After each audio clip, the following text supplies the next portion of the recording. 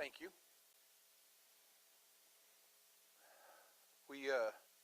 How you doing, sir? Good. Thanks for this. To say we're excited is an understatement. But the truth is, we're going to look at this as a game. We're going to look at it as a competition. I feel sorry for everybody that's in the stadium tomorrow night. Just telling you right now. Just get ready. You're going to get your ass kicked. I'm so fired up, so excited, so happy to be here. This is going to be loud. This is going to be stupid. And it's going to be all night long. So that's kind of what we're hoping is going to happen. But trust me, from the downbeat, that's what everybody's been talking about all week. From the downbeat is the phrase we're using. You cannot play a crowd this large and expect to catch up if they get out in front of you. So we're excited.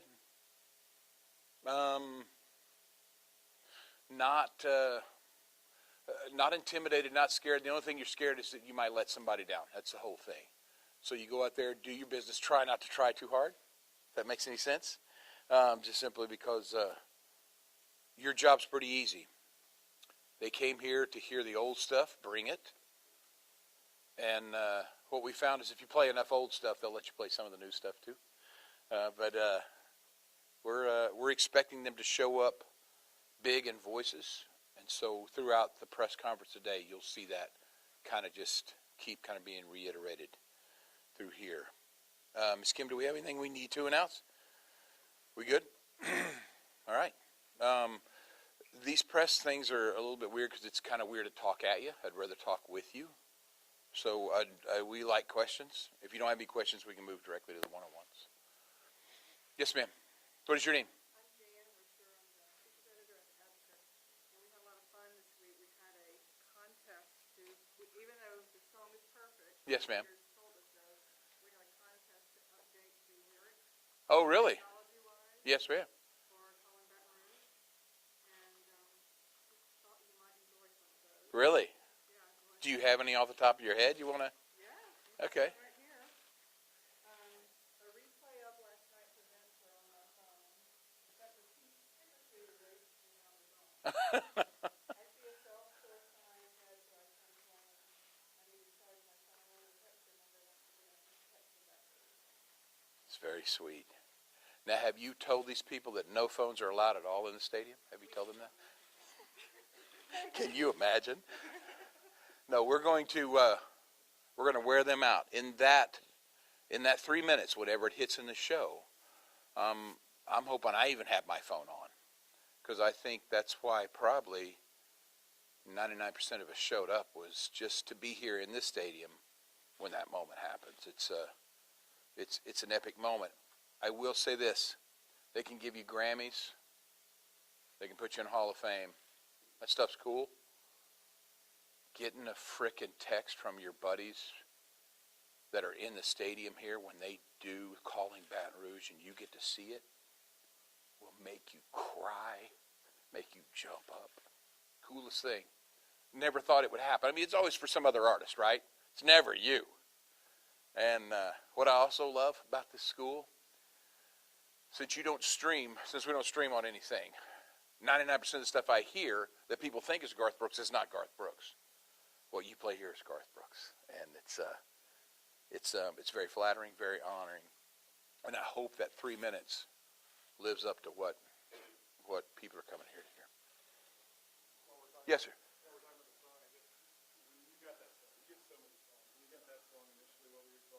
What is your name, please? Hey, Michael. Well, first I heard it was a group called Newgrass Revival, and we were all on the same level on Capitol Records. Newgrass Revival, pound for pound, there's 4 of them. The greatest 4-man group ever assembled, ever in music. Doesn't matter if we're talking about the boys from across the water. There's nobody more talented than those 4 guys together. If there was ever 5 of them, add Flux in, Jerry Douglas, the dobro player, who will be in the Hall of Fame as well. So their version of Callin Baton Rouge I thought was fantastic. The original recording of it that I hear was from the Oak Ridge Boys in the early 80s. I didn't know that. So, but what I heard with Callin Baton Rouge from Newgrass was it died in the 30s. And I'm driving real close to here, probably right across the Texas line with the radio rep the week they lose their bullet. And I'm going, well, I thought that song would be a number one song. He goes, well, you know, songs with cities in the titles don't do well. I'm going, oh, really? Is anybody going to San Antonio? I mean, you know, Abilene? Can we talk about the city of New Orleans? Are you kidding me? So I always vowed that if I ever got a chance to cut that song, I would. And Newgrass was sweet enough to come in and play on it with Flux. And so it was a fun record. Did we know we had that record when you cut it? Yes, you know it. But all this time later, it's a surprise that, well, hell, it's a surprise I still have a career, because, you know, you just don't have them that long. And I'm very surprised that that song still, no matter where you're playing around the world, when someone goes, what's the one song that's going to set everything up on a T? It doesn't matter where you're at. Callin' Baton Rouge is that song. Yes, sir. What makes Baton Rouge so special? What is your name? Perry. What I love about it, Perry, and I'm sorry for being a guy, I probably shouldn't say this, and right now Kim's over there cringing going, please don't say it. It's short, quick, and it's fun. And it's what happens is the second you play it, everybody just starts glowing from the inside. It's cool. So no matter what kind of night you're having, if nothing's working, everything you say is just a beat behind or whatever, when you get to Baton Rouge, the whole clock's going to reset. It's going to set everything perfect. It's like having the power, no matter how much you're bombing as an entertainer, you introduce Trisha Yearwood, everything's fine, right? She's going to take it through the roof. You play Callin' Baton Rouge, everything is fine.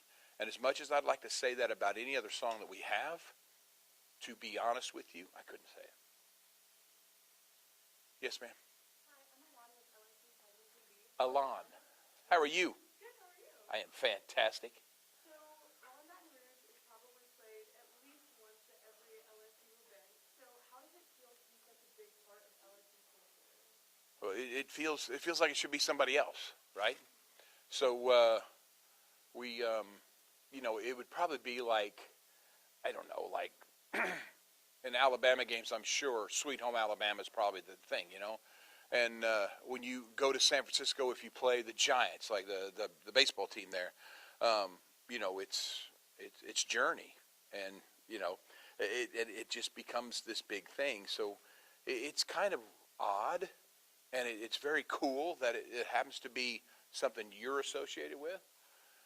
When I was playing, I went to school at Oklahoma State University in Stillwater up here. When I was playing clubs at night, you would play sing-alongs, and you'd play Billy Joel's Piano Man, Don McLean's American Pie, right? And these people would sing along, and you would go, man, how cool would it be to have some kind of part of a song that everybody sings, that everybody knows? Friends in Low Places might be touching that right now, but when people go, why, what's different about getting to play here? Friends in Low Places will not be the biggest song you play tonight. That's fun. Because then Friends in Low Places is always kind of big, the big stomping gorilla will now have to fight for its place tonight. But as well as that song is written as well, it'll hold up. It'll hold up really well. Yes, sir. Yes.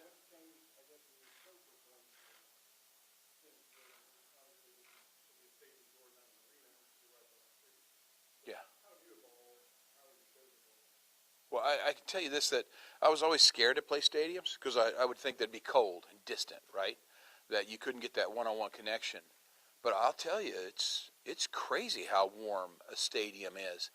And I know I'm a guy, I'm not supposed to say size matters, but having 100,000 people sing Friends in Low Places as opposed to 20,000, it's amazing. But where it really gets touching is the stuff like unanswered prayers or the river, that kind of stuff. When that happens, it just gets in your bones. And again, man, you're trying to be professional. You've done this for 157 years, but you end up crying like a baby up there when it happens, and that's a great feeling. Yes, sir.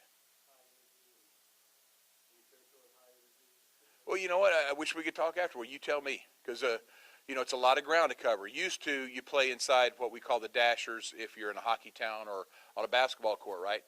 So your stage used to be 50 feet wide, maybe at the most. and maybe 20 feet, 25 feet deep. Here, try to understand, you're almost 50 yards wide, and you're almost 30 yards deep. So there's if you got a big ass, this isn't good for you, right? So the fat boy has to move around a lot, and it's fun. But what I learned a long time ago in Detroit, I learned it. I got my ass kicked in Detroit because I tried to lap it. But the truth is, you just sew it back and forth because the front row is 360 degrees. You start sewing it, and then the show will move a lot quicker. Yes, ma'am. Hey, I'm Miss Olivia with 55 Magazine. Hello, Miss Olivia. Okay, so my question is, you sold the stadium out in minutes, and your songs are almost like a soundtrack to game days, tailgates, and parties. Thank you.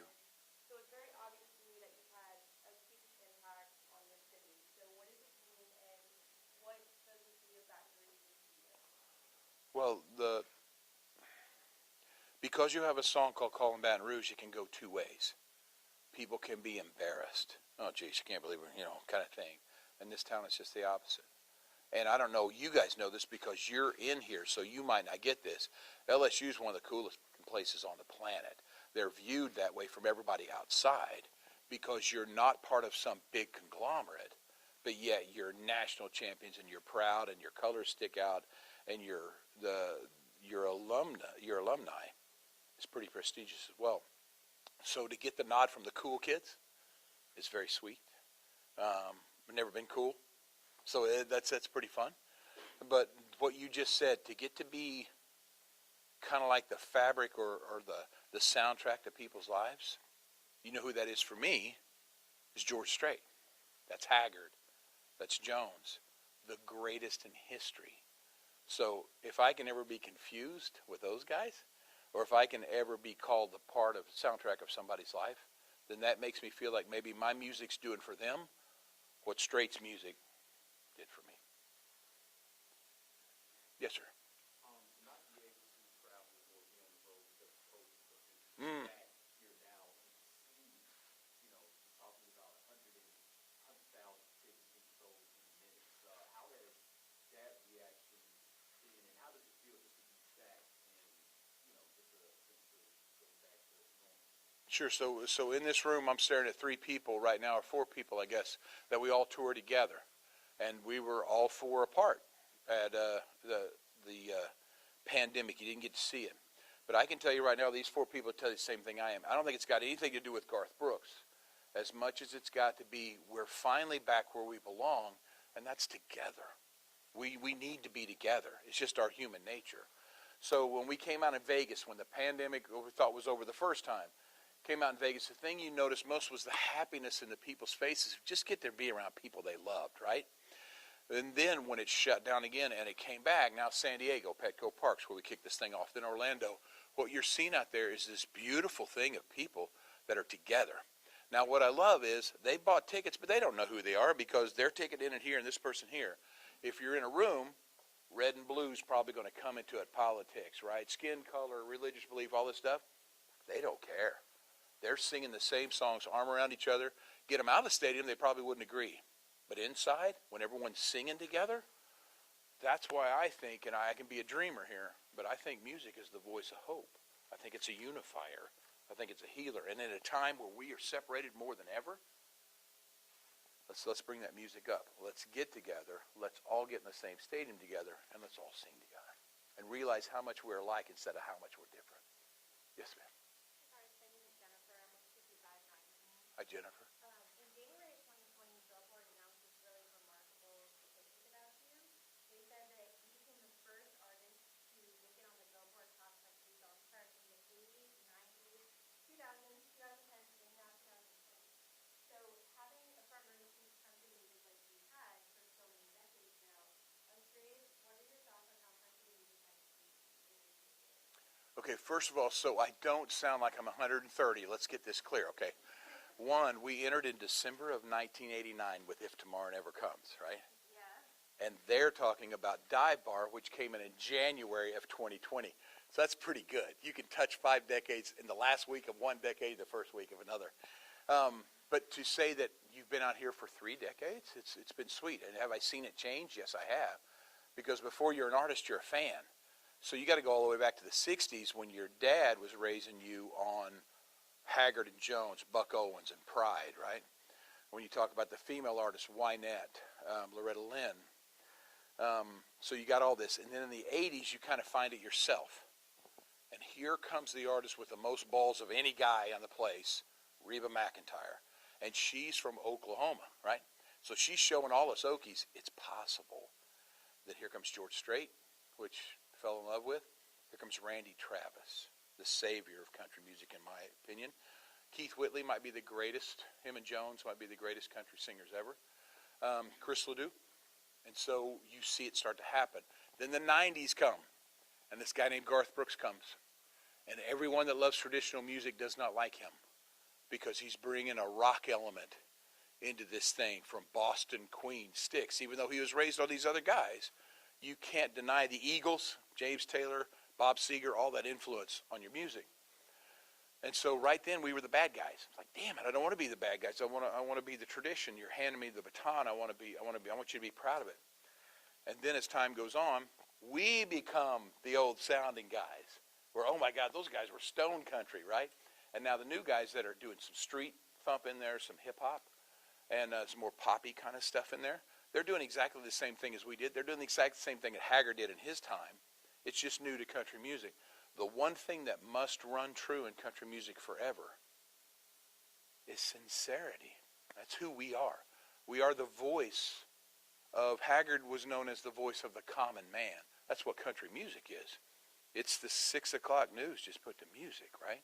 So as long as these guys know that, as long as they understand and respect where country music came from and their job is to keep it up, the last thing you want to do is, oh, you couldn't make it in pop, so now you're in country. But we've been facing that. That country music has been facing that forever. So as long as they stay sincere, I mean, I can listen to Luke Combs all day. I can listen to Ashley McBryde all day.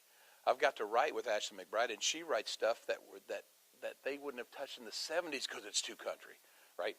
Those are the kind of people that I love that are in this business, and the business is in good hands in those people's hands. Yes, ma'am? Miss Annie? Okay.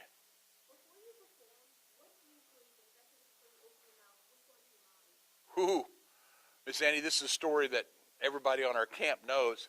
So we did a little gig in Central Park in the late 90s, right? And my dad's with me. My dad was a Korean War veteran, Marine Corps, worked his whole life at a job that he was, pretty much gone in the morning and be home just in time at night to teach us kids to play baseball and stuff. So he was a very realist. He didn't want me to be in music, right? So he's standing beside me at Central Park when we're walking out, about to go live on HBO, and a representative from the park puts a piece of paper in my hand. I go, what is this? He goes, that's the number of people that were out there 90 minutes ago at our last count. And it reads 850,000 people, right? They closed down Fifth Avenue. I look at my dad,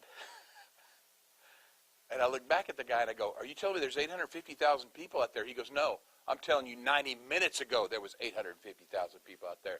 So the estimates were anywhere from 850 to 1.2. I look at my dad, and I go, hey, Dad, come on, 850,000 people. And I swear to you, Miss Annie, not because of any other thing that he loved me, he said, remember, that's 850,000 people you can disappoint. Right?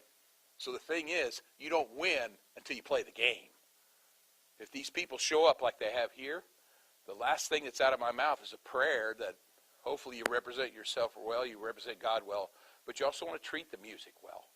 Because the last thing I want to do is come out and disappoint 100,000 people.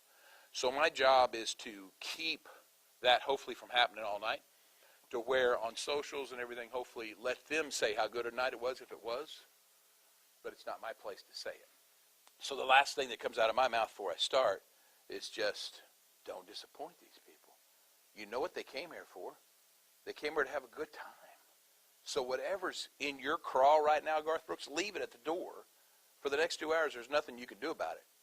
Go out and have the time of your life. And then what you always rediscover when you're out there, the greatest gift someone can give you is you just being yourself and I still love you. And that's what's going to happen tomorrow night. I get to be myself, flaws and all, right? Flaws and all. And these people are going to treat me better than I deserve. So it's a sweet time to be Mr. Yearwood out there on that stage. And so just enjoy it, kind of thing. Yes, ma'am. You were famous before social media. What is the crutch for, can I ask? I broke my leg. Really? How'd you do that? Fell down. Yeah. Really? You all right? Surgery. Really? Tumbling. Okay. I'm sorry. What was the question? The question is, so you were famous before social media, certainly famous since social media.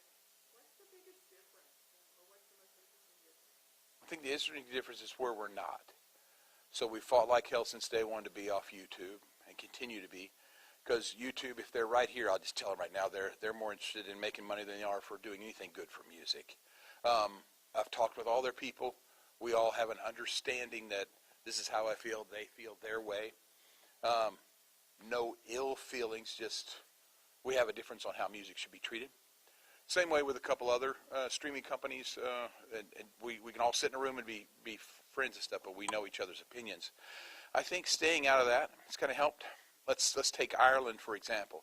We were lucky enough to play Croke Park 3 nights over there while it was under construction, so it was half capacity. 2014, when we came out of retirement, we decided to start over in Ireland. In, I don't know, hour and a half, however long this one was, we sold 400,000 tickets to the show over there. Then people are saying, well, how can this be because you haven't been on social media or anything? I think it's because people, and if anybody in here fits this, raise your hand. I think their mom and dads raised them on Garth Brooks stuff. And because we weren't on YouTube or stuff, the stories were great, right? Because stories get better. These parents are saying, this guy's 7 foot tall, he's got abs and lots of hair, right? By this time. And so it makes you actually better than if you can just pull him up and see the guy. So I think it just depends how you look at social media. Do I think we'd still have a career today if we didn't engage social media? No. Do I think we have a better career than we've ever had because of it? Yes, I do. But social media is that 4-edged sword where 3 edges will cut your legs off, right? It's not good, and it's getting worse as we go. But it's a big tool, so that tool can be used both ways. You can use it to spread love, and that's what we try to hammer, is spread love. Because again, like we were talking, this world is more divided, especially this country, more than ever. If we can get a chance to tell people to love one another, then we're going to take that chance. Yes, ma'am. Thank you. My life motto? I don't know. Miss Yearwood's always right. Can we try that one? Yeah. Yes, ma'am. Hi, Miss Emily.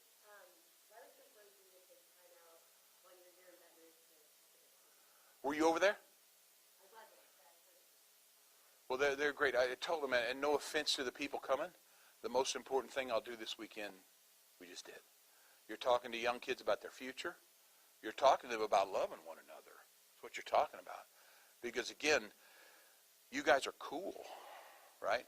And you guys have the voice. You guys have the ear of the young, the youth. We don't. Not my generation, because we're older. So we're better than the message to love one another, to be kind to one another, to treat people the way you want to be treated. Who better than to tell them that? Because we need to encourage that in there. Because we tell this story at the end of the talk about, let's say, does anybody have children in here? Okay, so how old is what's your oldest? Okay, so what is his or her name? Okay, so you get a call here that Peyton's been in an accident. Get to the hospital because she's not going to make it. Shit, right?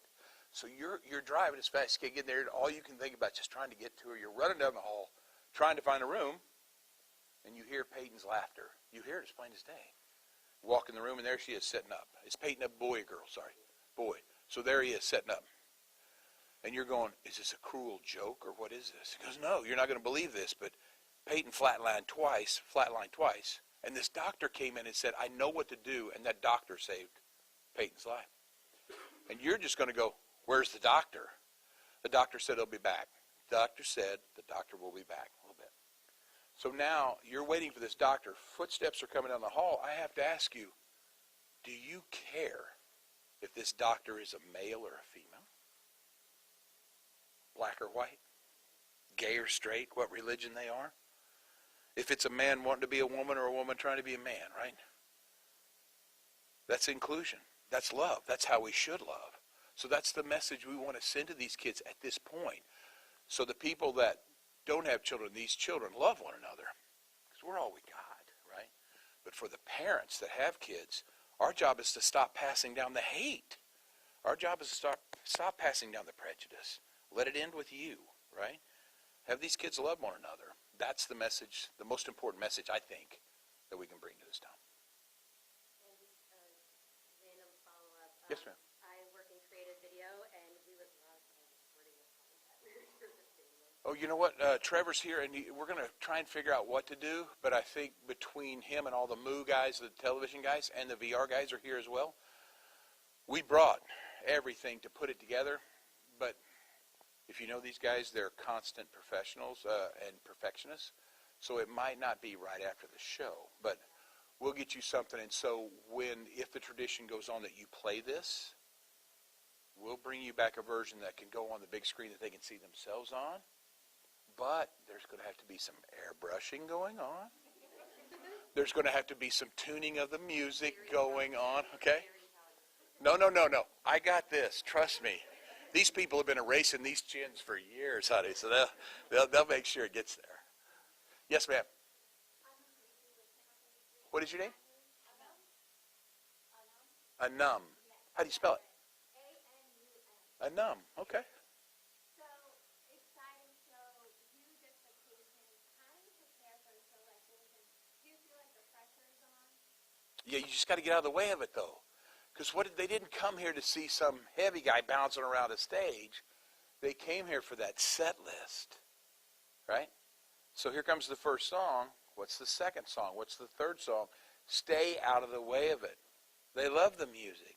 They love the music more than the artist because the artist is going to come and go. We all pass. But the music, it stays. So just don't get in the way of it, you know? Let them have it. And what's cool, it's like turning everything over to God, too. What's cool, when you turn your music over to them, what they bring back to you is so much cooler, right? And so they'll be encouraged to sing. I'll know in the first song and a half what kind of night it's going to be. And if these people came to sing, then it's my job to make sure that that's what you want to do. Some artists, for some reason, don't want you to sing. I don't get it. Some artists don't want people to dance. They want them to watch them. If you want to dance and sing, I think that's what God put me on this earth for, right there. So I'm going to encourage that every chance I get. Yes, sir. What goes through your thought process when you're picking your settlers for the show? Fear. They'll be waiting for you with a noose at your bus if you don't play Call the Baton Rouge or Friends. So you just check that list. And before, again, remember we talked about this, before you do this, you're a fan first, right? So what pisses you off worse than going to your concert guy, and your concert guy dumps a whole new album on you and doesn't play any of the old stuff? And you're like, are you kidding me? So as an artist, know that, right? These are the songs they want to hear. Play them. Thank God, and Alan Reynolds, the producer, there's not a song on there that I go, I wish I never had to play again.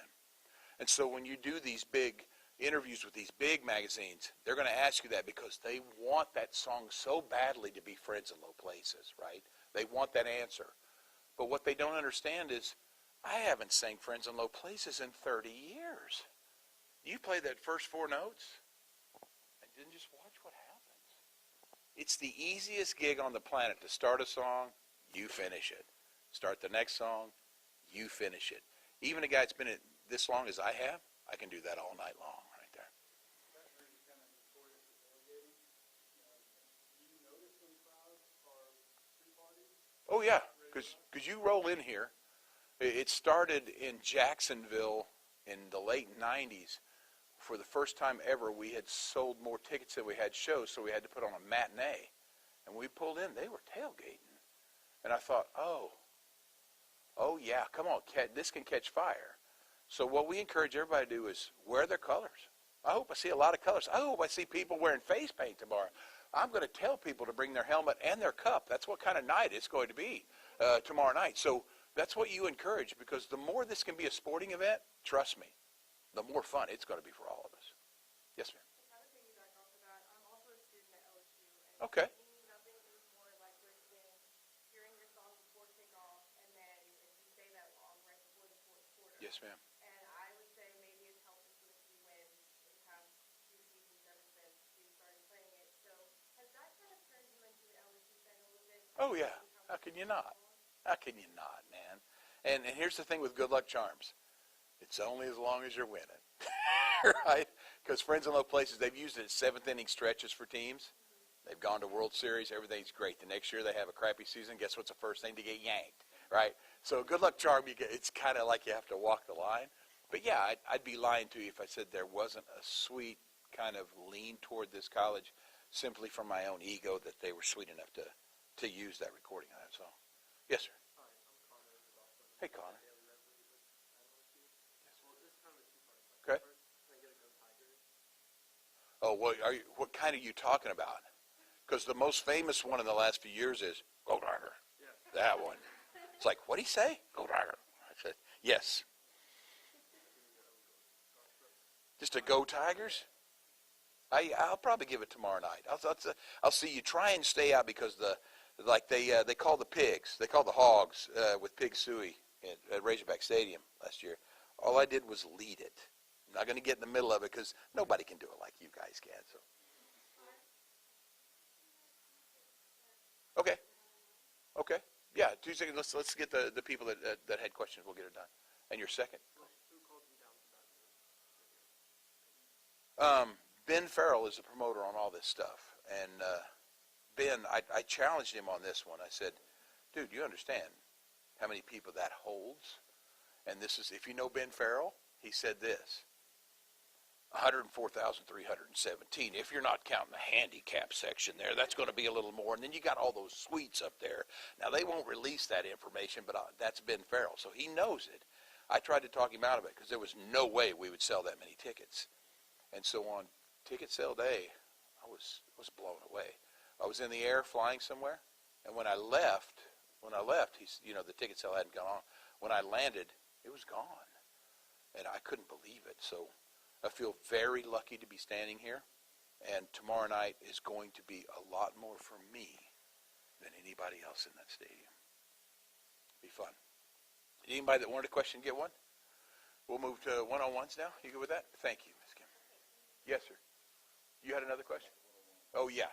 Miss Kim's going to take care of it. I think you scared them. I really did. Will you give us just a moment? Yes. Okay, so the way Thank you. That was great. the camera crew to come down and line up down here, and as you are set up, we'll just What is your name, sir?